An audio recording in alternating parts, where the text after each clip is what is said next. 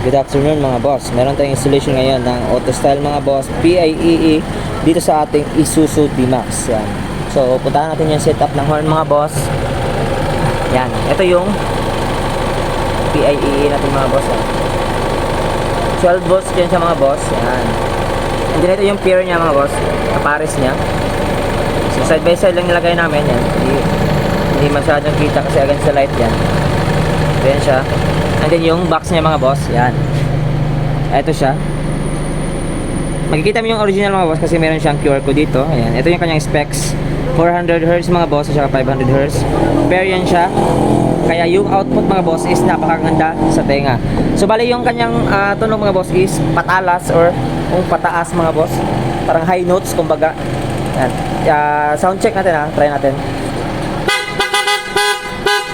Yan, mas malakas pa siya sa actual mga boss compare sa video. Pero kung gusto niyo pong mag-inquire mga boss, punta lang po kayo dito sa aming shop. Yan. Yan mga boss, Andres Auto Accessories yan. Ito yung logo ng aming shop mga boss. And then yung landmark namin dito is Shell Station. Yan, ito.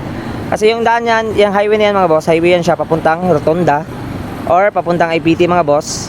Bus terminal. Dito sa side mga boss, sa right side is papuntang Zamboanga City yan. Yung daan na yan. So madali na po siyang hanapin mga boss. Pwede nyo pong i-search sa Google Map para hindi po kayo mahirapan. Yan, Andres Auto Accessories. Peace.